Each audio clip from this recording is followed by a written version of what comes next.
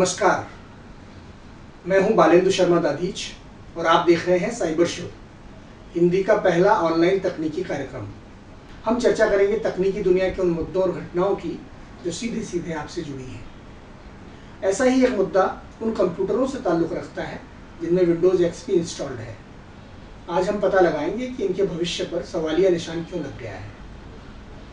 हम Google glass की हैरत अंगेज दुनिया को भी जानेंगे और समाधान निकालेंगे हिंदी से जुड़ी कुछ तकनीकी समस्याओं का।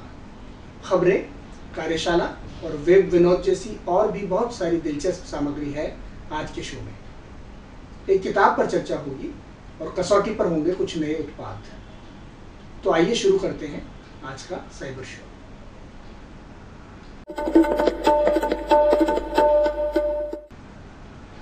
माइक्रोसॉफ्ट पिछले 2 साल से निरंतर अनाउंसमेंट कर रहा था कि वो अप्रैल 2014 में विंडोज XP का समर्थन खत्म करने जा रहा है।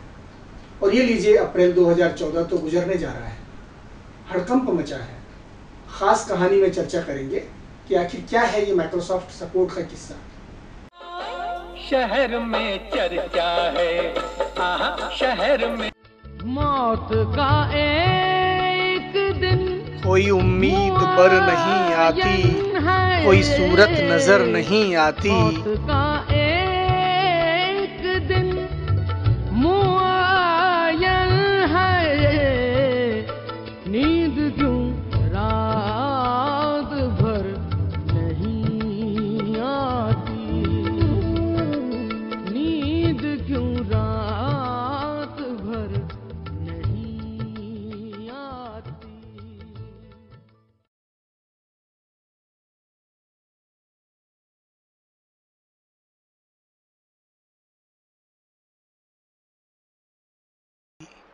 गालिब ने ये बात इंसानों के लिए लिखी थी, लेकिन हम बात कर रहे हैं एक ऑपरेटिंग सिस्टम की।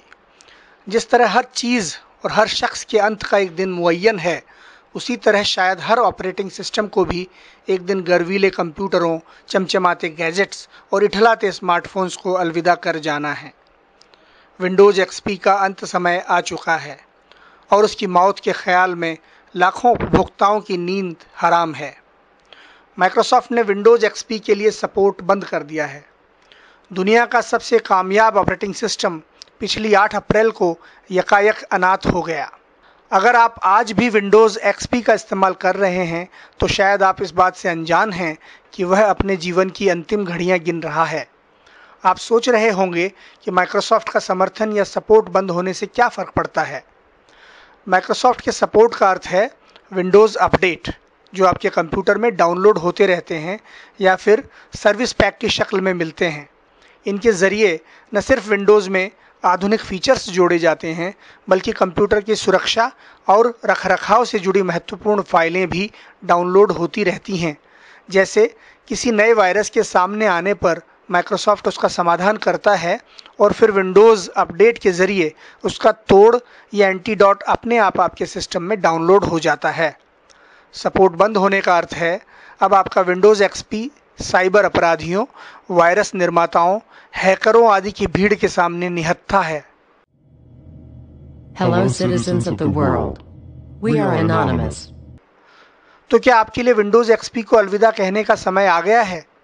उसी विंडोज़ XP को जिसने स्थिर, सुरक्षित और सुविधाजनक कंप्यूटिंग का एक नया युग शुरू किया था।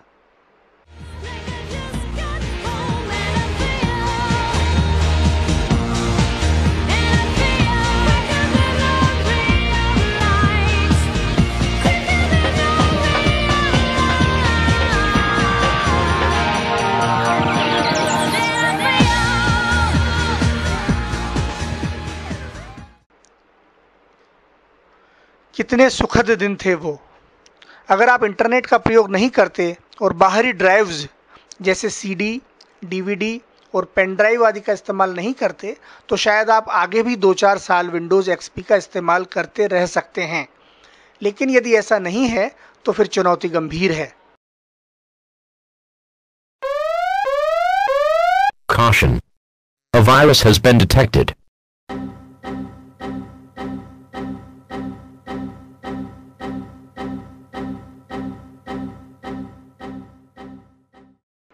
आपके क्रेडिट कार्ड का डेटा, इंटरनेट पर एक्सेस किए गए बैंक खातों का ब्यौरा, आपकी ईमेल और सोशल नेटवर्किंग साइटों के पासवर्ड, कंप्यूटर में सहेज कर रखी गई गोपनीय और कीमती फाइलें, दफ्तरों के अहम दस्तावेज आदि की सुरक्षा खतरे में है। एक बड़ा हमला और कारोबार चौपट, काम ठप। आप पूछेंगे कि माइक्रोसॉफ्ट ने अचानक विंडोज एक्सपी को अलविदा क्यों कह दिया। कारोबार मेरे दोस्त, कारोबार। मंदी और प्रतिद्वंदिता के दौर में नए ऑपरेटिंग सिस्टम बेचने के लिए कोई न कोई कदम उठाना ज़रूरी था। विंडोज़ के 4 नए संस्करण विस्ता, 7, 8 और 8.1 आ चुके हैं, लेकिन आज भी दुनिया के 28% कंप्यूटर यूज़र विंडोज़ एक्सपी पर ही टिके हुए हैं। विंडोज़ 7 के पास इस बाजार की 49% हिस्सेदारी है। एक्सपी वाले 28% यूजर्स को विंडोज 7, 8 आदि की तरफ ले जाना माइक्रोसॉफ्ट की पहली प्राथमिकता है और इसमें बिजनेस सेंस भी है। माइक्रोसॉफ्ट का अपना तर्क है। वो अपने ऑपरेटिंग सिस्टमों के लिए 10 साल तक सपोर्ट मुहैया कराता है, लेकिन एक्सपी को लॉन्च हुए 12 साल से अधिक हो चुके हैं। दरवाज़ा बंद हो गया है तो दुनिया भर में लाखों बल्कि करोड़ों कंप्यूटरों में नए ऑपरेटिंग सिस्टम इंस्टॉल किए जाएंगे। माइक्रोसॉफ्ट का कारोबार बढ़ेगा और विंडोज़ 8 को जीवनदान मिलेगा। आप पूछेंगे कि अगर मैं अब भी विंडोज़ एक्सपी इस्तेमाल करता रहूं तो? आपका कंप्यूटर बंद नहीं होगा, लेकिन उसमें ये सब नहीं मिलेगा। हैकिंग, वायरसों और दूसरे हमलों से बचाने वाले नए अपडेट्स, नए बनने वाले हार्डवेयरों के लिए समर्थन। हो सकता है कि कई नए सॉफ्टवेयर कंप्यूटर में न चलें, उसमें कोई नए फीचर्स नहीं जोड़े जाएंगे, कोई नई सुविधा नहीं आएगी। दूसरी कंपनियां भी अब ऐसे हार्डवेयर और सॉफ्टवेयर बनाना बंद कर देंगी जो सिर्फ विंडोज एक्सपी पर चलते हों। अगर आपकी जेब नया ऑपरेटिंग सिस्टम खरीदने की अनुमति नहीं देती तो कम से कम इतना ज़रूर करें। पहला, अच्छे एंटीवायरस, एंटी स्पाईवेयर सॉफ्टवेयरों और फायरवॉल्स का इस्तेमाल करें और उन्हें हमेशा अपडेट रखें। दूसरा, कोई फ्री ऑपरेटिंग सिस्टम आजमा लें, मिसाल के तौर पर उबंटू या लाइनक्स का कोई अन्य संस्करण जो मुफ्त मिलता है। उबंटू का ताज़ा तरीन संस्करण 14.04 इसी हफ्ते लॉन्च किया गया है। ये विंडोज़ जैसा ही दिखता है और कुछ उसी तरह काम करता है, सुरक्षित भी है। तो ये थी विंडोज़ एक्सपी कंप्यूटरों की चिंता। हम हर बार एक दिलचस्प और आधुनिक तकनीक को समझने की कोशिश भी करते हैं। कल हमारा है खंड के तहत आइए चक्कर लगाते हैं गूगल ग्लास की थोड़ी जानी और बहुत सी अनजानी दुनिया का। आज अपना हो न हो पर कल हमारा है। जरा सोचिए, चश्मों के भीतर हद से हद किस किस्म की टेक्नोलॉजी की कल्पना कर सकते हैं आप? वाइपर वाले चश्मे जैसे सबूत फिल्म में कॉमेडियन राजेंद्र नाथ ने पहने थे। किसी जमाने में यही वियरेबल टेक्नोलॉजी थी। और अब जरा इन चश्मों को देखिए। ये हैं गूगल ग्लासेस, जिन्होंने तकनीक की दुनिया में धूम मचा रखी है। सामान्य से दिखने वाले इन चश्मों के भीतर मौजूद है इंटरनेट से कनेक्टेड पूरा का पूरा कंप्यूटर। इन्हें पहनकर आप ऐसे कई काम कर सकते हैं जिनके लिए कंप्यूटर, टैबलेट या स्मार्टफोन की ज़रूरत पड़ती है। दाएं ग्लास के ऊपर दाईं तरफ एक छोटा सा बेस बना है जिस पर लगी है एक छोटी सी स्क्रीन, और उसी पर हमें सब कुछ दिखाई देता है। और गूगल ग्लास को कमांड देने के लिए एक इनबिल्ट माइक्रोफोन का इस्तेमाल होता है, और आप मुंह से जो भी बोलते हैं वो कमांड्स आपका गूगल ग्लास फॉलो करता है। आइए देखते हैं कैसे काम करते हैं ये चश्मे।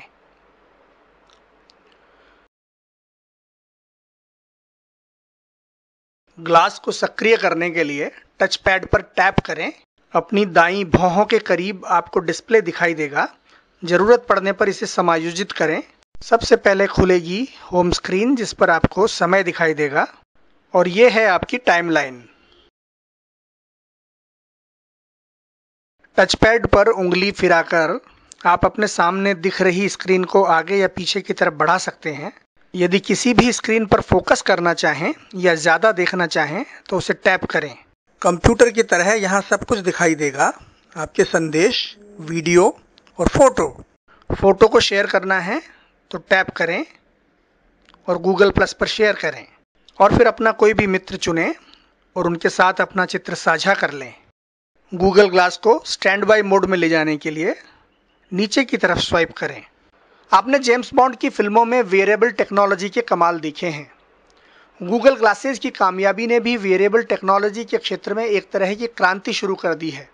स्मार्ट ग्लासेस आ गए हैं तो स्मार्ट वॉच भी आ गई है और स्मार्ट रिंग भी, और तो और स्मार्ट शूज भी उपलब्ध हैं। सवाल उठता है कि गूगल ग्लासेस जैसी चीज़ें क्या भविष्य में कंप्यूटर की जगह ले सकती हैं? आप क्या सोचते हैं? शायद नहीं और शायद हाँ भी। आप अपने दफ्तर का काम तो गूगल ग्लासेस की मदद से कभी नहीं कर पाएंगे, लेकिन ये आपके स्मार्टफोन की जगह जरूर ले सकते हैं।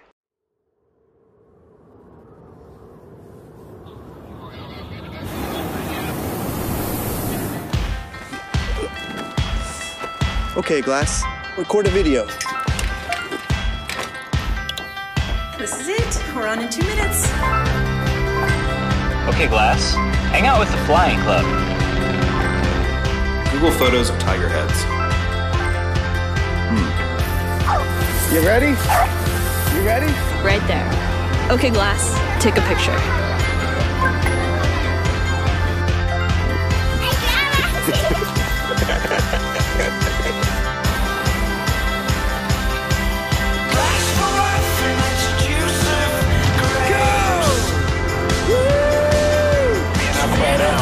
Holy sh! That is awesome. Okay, Glass, record a video.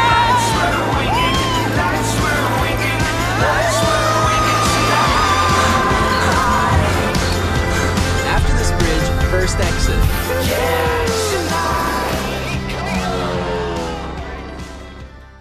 आखिर ऐसी कौन सी सुविधा है जो स्मार्टफोन में है और गूगल ग्लासेस में नहीं? Internet, mobile connection, speaker, mike, still camera, video camera, file storage, music सुनने की सुविधा, कानों में हेडफोन, एक अच्छी सी स्क्रीन जिस पर वीडियो देखने से लेकर मिनी गेम तक खेलने का काम किया जा सकता है। Okay, Glass, play a game.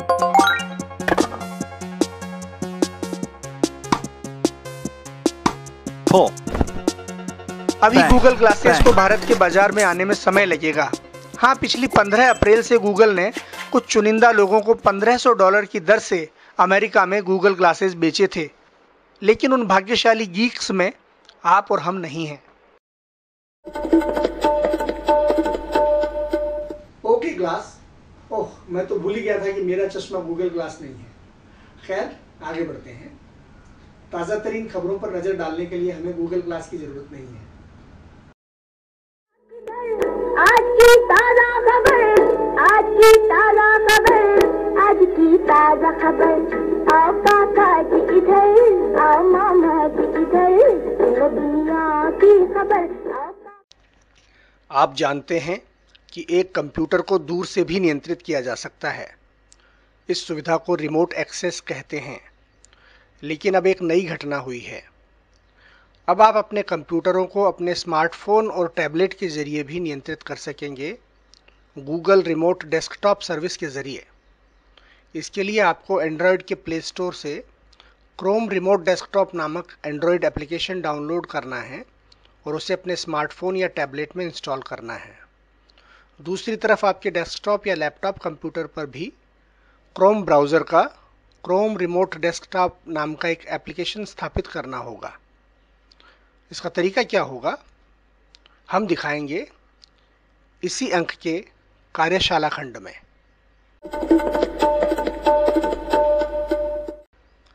और अब एक खबर गेमिंग की दुनिया से। सोनी का गेमिंग गैजेट प्लेस्टेशन 4 लोकप्रियता की बुलंदियां छू रहा है। लॉन्च होने के 6 महीने के भीतर ही 70 लाख प्लेस्टेशन 4 बिक चुके हैं। इसके गेम और दूसरे सॉफ्टवेयरों की बिक्री तो और भी ज़बरदस्त है, पूरे 2 करोड़। प्लेस्टेशन के प्रतिद्वंदियों में YU और माइक्रोसॉफ्ट एक्सबॉक्स प्रमुख हैं। इस बीच माइक्रोसॉफ्ट ने भी अपने डेटा जारी किए हैं, जिनके अनुसार एक्सबॉक्स की बिक्री लगभग 50 लाख पर जा पहुंची है।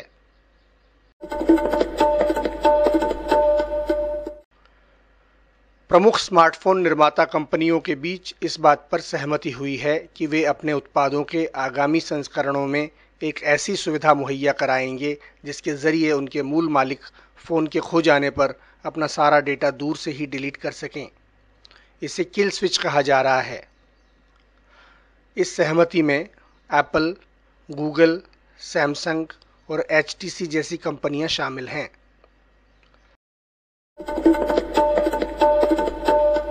माइक्रोसॉफ्ट ने विंडोज़ XP के लिए समर्थन बंद करने की घोषणा की है। इससे विंडोज़ XP पर निर्भर जो कंपनियां हैं उनमें हड़कंप मच गया है। फिर से बड़े पैमाने पर कंप्यूटरों के लिए निवेश करने की कल्पना उनके लिए एक बड़ा झंझट सिद्ध हो सकती है। बहरहाल, लिनक्स पर आधारित ऑपरेटिंग सिस्टम उबंटू उन्हें राहत दे सकता है। ये विंडोज़ जैसा ही ऑपरेटिंग सिस्टम है जो कि पूरी तरह मुफ्त मिलता है। इसी हफ्ते उबंटू ने मुंबई, पुणे, दिल्ली और दुनिया के कई अन्य शहरों में अपने ताज़ा तरीन ऑपरेटिंग सिस्टम उबंटू 14.04 को लॉन्च किया। इसे कैनोनिकल नामक कंपनी की वेबसाइट से डाउनलोड कीजिए और आजमाइए। चिंता मत कीजिए, आपके मॉनिटर की स्क्रीन में विस्फोट नहीं होगा। माइक्रोसॉफ्ट के हाथों नोकिया का अधिग्रहण होने के बाद कई बदलाव होने हैं। सबसे बड़ा बदलाव होगा नाम का। माइक्रोसॉफ्ट के यहाँ से लीक हुई एक ईमेल के मुताबिक नोकिया का नया नाम होगा माइक्रोसॉफ्ट मोबाइल। बाजार के विशेषज्ञ इसे एक जोखिम भरा कदम मान रहे हैं। नोकिया ब्रांड की अपनी वैल्यू है, उसे पूरी तरह हटा देना पता नहीं कितना फ़ायदेमंद या नुकसानदेह होगा।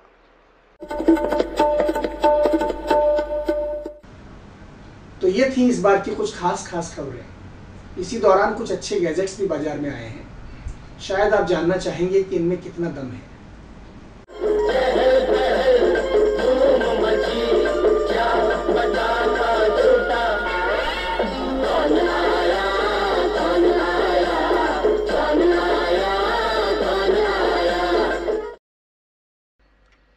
जियोनी ई लाइफ E7 मिनी स्मार्टफोन आखिरकार भारत में लॉन्च हो गया है। इसे बेहतरीन वीडियो और फोटो क्वालिटी के लिए जाना जाता है, जिसकी वजह है इसका 13 मेगापिक्सल वाला स्विवेल कैमरा। स्विवेल कैमरे में लेंस को आगे पीछे करने की क्षमता होती है। वैसे कैमरे के बिना भी यह फ़ोन दमदार होता। 1.7 गीगाहर्ट्ज़ ऑक्टा कोर प्रोसेसर यानी कि 8 कोर वाले प्रोसेसर तथा एंड्रॉयड जेली बीन 4.3 से लैस इस कैमरे में 1280x720 पिक्सल का रेजोल्यूशन है।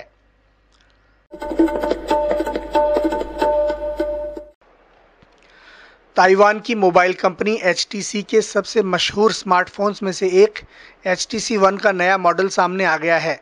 इसका नाम है M8। इसका डिज़ाइन बहुत आकर्षक है और 90% मेटेलिक बॉडी, जिसकी बैक की सतह घुमावदार या कर्व्ड है, को हाथ से पकड़ने पर अच्छी अनुभूति होती है। पिछले स्मार्टफोन के 4.7 इंच के मुकाबले स्क्रीन साइज बढ़कर 5 इंच हो गया है और 1080p का शार्प रेजोल्यूशन भी मौजूद है। इसके Qualcomm Snapdragon 801 quad core processor, 2 GB RAM और 16 तथा 32 GB मेमोरी वाले मॉडल्स उपलब्ध हैं, यानी सब कुछ अच्छा। बहरहाल, इसके कैमरे ने विशेषज्ञों को निराश किया, जिसकी क्षमता महज 4 मेगापिक्सल है। इसके मुकाबले में प्रतिद्वंद्वी सोनी एक्सपीरिया का कैमरा 20 मेगापिक्सल तक जा पहुंचा है।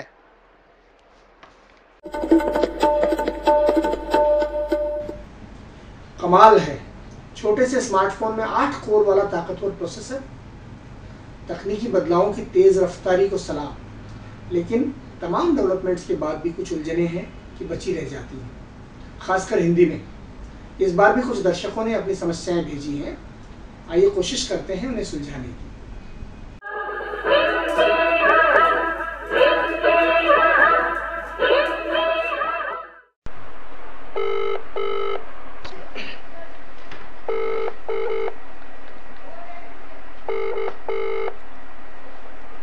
हाँ बालेंद्र जी, बात ये थी कि जब भी हमारे पास कोई मेल हमको मिलता है, उसमें अटैचमेंट जो होता है हिंदी का, तो उस अटैचमेंट को हम अगर व्यू में जाकर देखते हैं तो जितनी उसमें जो हमारा देवनागरी में जो टेक्स्ट होता है, मात्राएं वगैरह, वो सब बिल्कुल डिस्टर्ब हो जाती हैं और उस टेक्स्ट को पढ़ना संभव नहीं हो पाता है।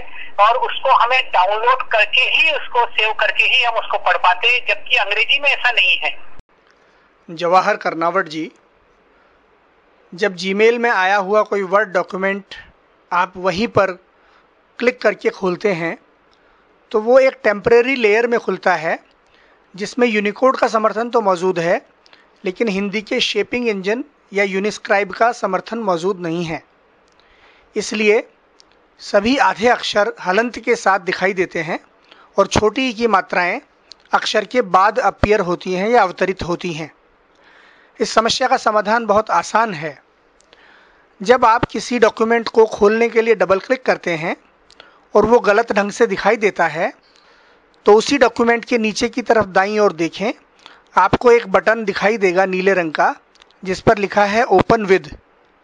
इस बटन को दबाने पर आपको एक विकल्प दिखाई देगा गूगल डॉक्स।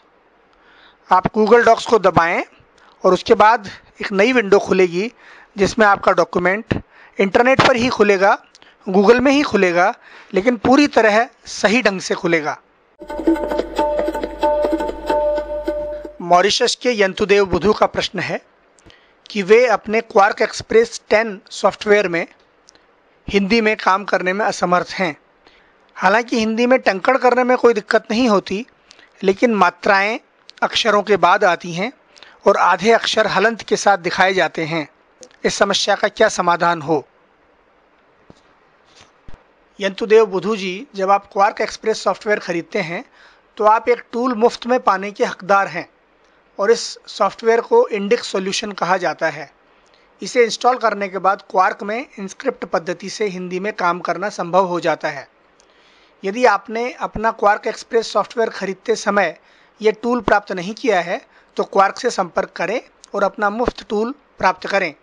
इस बारे में अधिक विवरण इस वेब पेज पर मिलेगा। खबरों के दौरान हमने किताब के लोकार्पण का जिक्र किया था। आइए फिर से जीवंत करने की कोशिश करते हैं उन यादगार लम्हों को। और अब बात एक किताब की।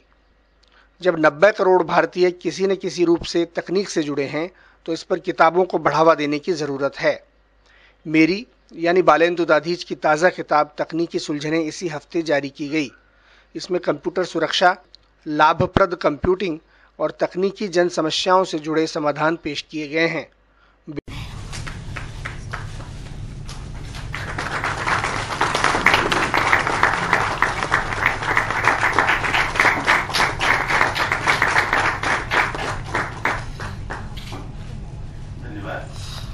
इसके साथ ही तकनीकी सुलझने का लोकार्पण संपन्न होता है। अब मैं महामहिम डॉक्टर आर्य कुमार जगेसर से अनुरोध करूंगा कि आशीर्वचन के रूप में घोषित करें। मानव जी मुझे बुलाए, it was a late invitation, वो एकदम मुझे बुलाया, मैं कहा मैं आऊँगा, जरूर आऊँगा। और भाई वो भी था कि मैं कुछ कहूँगा नहीं, कुछ बात नहीं करूँगा, मगर आऊँगा जरूर आपके मुझे की जो बुक साइंस में भाग लेने के लिए, क्योंकि इनसे मिलने में ही यू फील ग्रेट।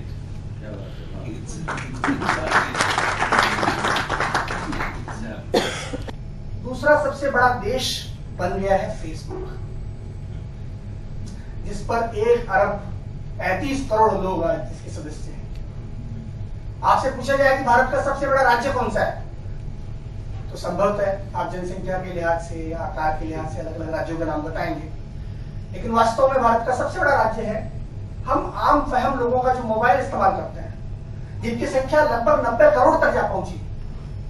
इतनी बड़ी संख्या में लोग टेक्नोलॉजी का इस्तेमाल कर रहे हैं, लेकिन जरा कल्पना करें कि उसी टेक्नोलॉजी पर लोगों के बीच में जागरूकता पैदा करने के लिए हमारे पास कितनी किताबें मौजूद हैं, उसी के बारे में जागरूकता पैदा करने के लिए हमारे पास कितने टेलीविजन कार्यक्रम मौजूद हैं, लगभग न के बराबर है। और यही पर गुंजाइश निकलती है इस किताब की, को उठाने की कोशिश की, एक जनोपयोगी दृष्टि से पुस्तक लिखने की कोशिश की, तो उसका कारण यह है। बालेंदु के बारे में मुझे बहुत निर्वैयक्तिक तरीके से बोलने में जरा समस्या है, क्योंकि वो मेरा और हमारा सुख भी है और गर्व भी है। तो लेकिन आज तो एक पक्ष पर बात करेंगे। वो हिंदी का गर्व तो है ही, ये तो सब जानते हैं। हिंदी का सुख भी है, हिंदी के भविष्य की एक झलक भी है। सोचिए कि अगर बालेंदु और 20-25 साल पहले आ गया होता तो शायद हिंदी थोड़ी और कहीं आगे बढ़ चुकी होगा।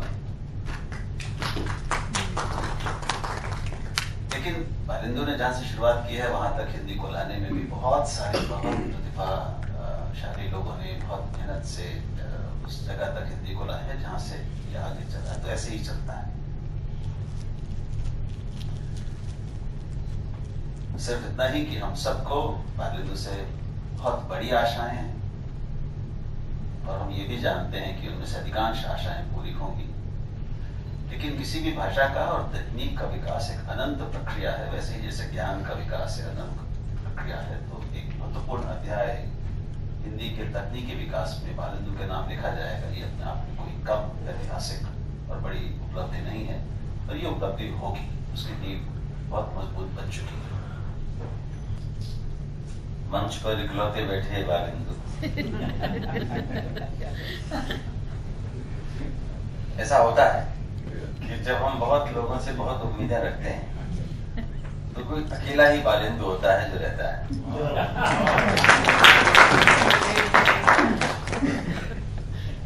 मैं बालेंदु को बहुत प्यार करता हूँ। मेरे एक दोस्त हुआ करते थे, नहीं रहे, एक आतंकवादी आक्रमण में शिकार हो गए मुंबई में। उनका नाम था श्याम ज्वालामुखी। तो मैं अपनी विद्वत्ता झाड़ रहा था। मैंने कहा देखो ऐसा है, श्याम की सरल लिखना सरल नहीं है, वो थोड़ा तुतलाते थे। तो उनको बोले कि भाई साहब तथिन लिखना भी तथिन नहीं है। तो कठिन लिखना बहुत आसान होता है, सरल लिखना बड़ा कठिन होता है। और बालेंदु को मैं इसलिए बधाई देता हूं कि उन्होंने इतने सरल तरीके से इतने जटिल विषयों को आपके सामने प्रस्तुत कर दिया है, बिना किसी गुरूर के, एक जरूरत को समझते हुए।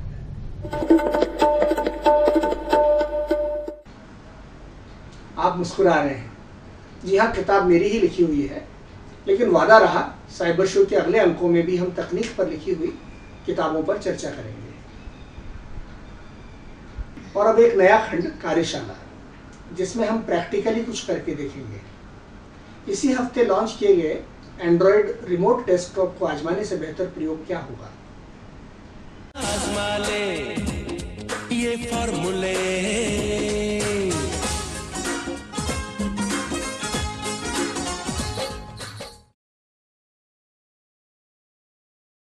क्रोम रिमोट डेस्कटॉप के ज़रिए आप अपने एंड्रॉयड स्मार्टफोन को अपने पर्सनल कंप्यूटर से कनेक्ट कर सकते हैं। इसके लिए ज़रूरी है कि आपके टैबलेट या स्मार्टफोन में क्रोम रिमोट डेस्कटॉप इंस्टॉल्ड हो और आपके कंप्यूटर में भी क्रोम ब्राउज़र में रिमोट डेस्कटॉप नाम का एप्लीकेशन इंस्टॉल्ड हो। तो सबसे पहले हम अपने पर्सनल कंप्यूटर में क्रोम ब्राउज़र खोलेंगे और उसमें गूगल वेब स्टोर पर जाकर रिमोट डेस्कटॉप नाम का एप्लीकेशन डाउनलोड करेंगे और उसे सक्रिय करेंगे। दोनों तरफ क्रोम रिमोट डेस्कटॉप का इस्तेमाल करने से पहले ध्यान रखें कि आप अपने पीसी में भी क्रोम ब्राउज़र खोलकर अपने गूगल अकाउंट में लॉगिन कर लें और अपने एंड्रॉयड टैबलेट या स्मार्टफोन में भी अपने क्रोम अकाउंट में या गूगल अकाउंट में लॉगिन कर लें। दोनों तरफ एक ही अकाउंट सक्रिय होना चाहिए। हमने अपने पीसी में क्रोम ब्राउज़र में क्रोम रिमोट डेस्कटॉप को सक्रिय कर लिया है और अब हम अपने टैबलेट या स्मार्टफोन में क्रोम रिमोट डेस्कटॉप नाम का एप्लीकेशन डाउनलोड करके इंस्टॉल करेंगे। पर्सनल कंप्यूटर में क्रोम ब्राउज़र में क्रोम रिमोट डेस्कटॉप को जब हम शुरू करते हैं तो हमें एक की दी जाती है जो कि अंकों में होती है। यही की हमें अपने स्मार्टफोन या टैबलेट में उस समय डालनी पड़ेगी जब हम उसे अपने पर्सनल कंप्यूटर के साथ कनेक्ट करने की कोशिश करेंगे। ऐसा इसलिए ताकि कोई अनधिकृत व्यक्ति आपकी डिवाइस को कनेक्ट करके उसका दुरुपयोग न कर सके। ये है मेरा एंड्रॉयड टैबलेट कम स्मार्टफोन यानी कि फैबलेट, और इसमें अब हम गूगल प्ले स्टोर पर जाते हैं और वहाँ से क्रोम रिमोट डेस्कटॉप को डाउनलोड करके इंस्टॉल करते हैं।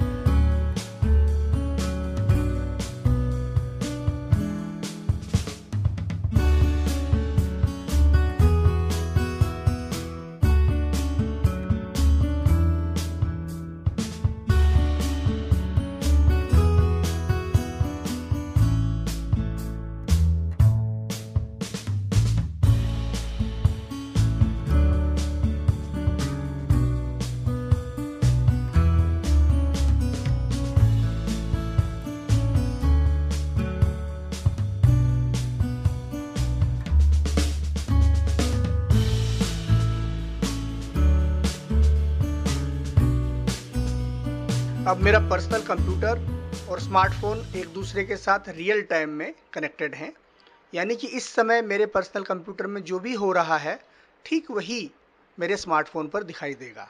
इसका अर्थ ये हुआ कि हम दुनिया में कहीं भी रहें अपने स्मार्टफोन को अपने पर्सनल कंप्यूटर के साथ कनेक्ट कर सकते हैं, उसकी फाइलों का भी प्रयोग कर सकते हैं, संदेशों का भी आदान प्रदान कर सकते हैं और एक दूसरे को नियंत्रित भी कर सकते हैं।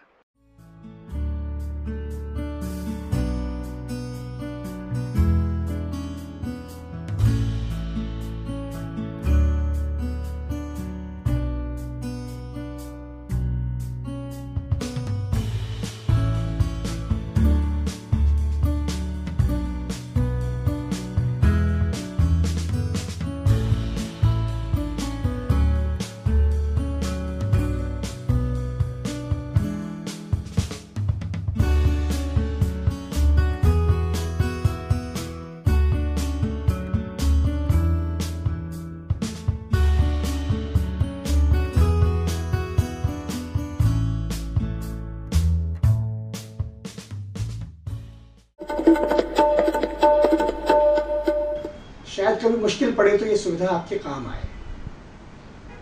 आप जानते हैं ना कि हम हर अंक का समापन एक हल्की फुल्की मजेदार कहानी से करते हैं, खासकर ऐसी कहानी जो इंटरनेट पर चर्चित हो। आप सोच रहे होंगे कि मैं इस अंदाज में बार बार अपना सिर क्यों हिला रहा हूँ। असल में इस बार का वेब विनोद हम हिंदुस्तानियों की इसी आदत पर केंद्रित है। सिर हिलाकर बिना बोले ही हम सब कुछ कह देते हैं और सारे काम निकाल लेते हैं, है ना?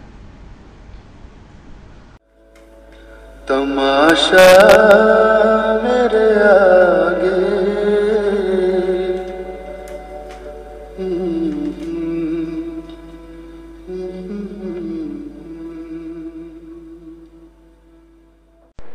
जब आप किसी भारतीय से बात करेंगे तो वो कई तरह से सिर हिलाएगा, कभी ऐसे तो कभी ऐसे तो फिर कभी ऐसे।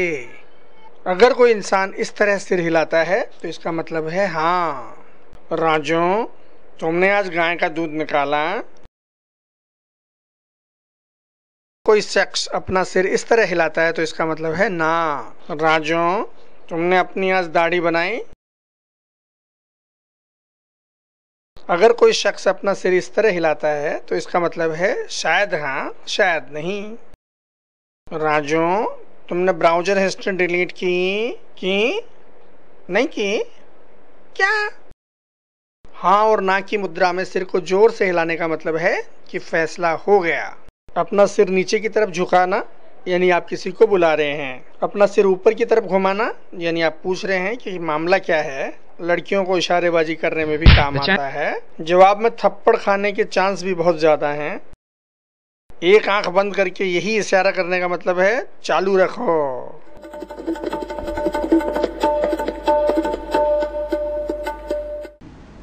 क्यों ठीक था ना?